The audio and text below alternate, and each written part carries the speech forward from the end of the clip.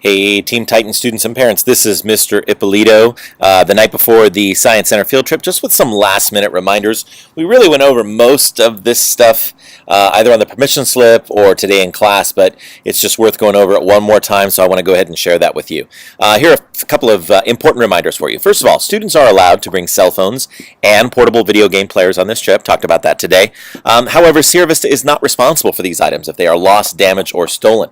Please bring these items only at your own risk, otherwise you can leave them at home. As stated in the permission slip, and we've mentioned it a couple times, students may either bring a sack lunch or money to buy lunch at the Science Center. Talked today about how, they have a cafe with, pizza and burgers and salads and sandwiches and things like that. Or you're happy to just bring your own lunch. You're responsible for your own lunch. You have to carry it around with you. Or you can bring a backpack to carry that around, whatever's going to work best for you. Or like I said, you can bring money. There may be a little bit of a line, but that's up to you. You can make that choice. Also, if we have time for the gift shop, students may bring a little souvenir money as well. So just a little spending money, probably for lunch. I would say, maybe $10 to $12. If you're going to get the pizza and a drink and a little cookie or something, is probably a reasonable amount of money to bring for lunch. So let's talk about departure. So the Monarchs, that's another 7th grade team, they're also doing their own separate field trip tomorrow.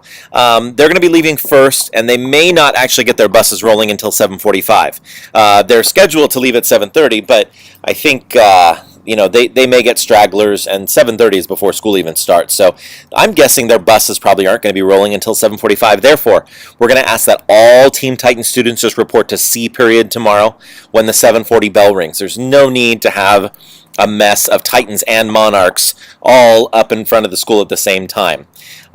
So what'll happen is you'll go to C period, you'll say the Pledge of Allegiance, and you'll listen to the morning announcements as you normally would on a Wednesday morning. Once the Monarchs have cleared out, we'll keep an eye out, and they've made room for our field trip buses, then we'll make an all-call announcement and release all of the Team Titans students to report to the front of the school. If you have if you have PE during C period, do not dress in your PE uniform. Just wait for the all-call, and then once you get that, you can come up to the front of the school. All Team Titan students had an opportunity to see their chaperone group and bus number. However, if your child wants to double-check, you can click the link. I'm going to put it below in the comments of this YouTube video. Paper list is also currently posted on the outside window of Mr. Ippolito's classroom. That's room 301. All school rules still apply on our field trip. Inappropriate behavior on the trip could lead to a loss of privileges in next week's fun 7th grade activities, so please, Titans, make good choices on that trip tomorrow.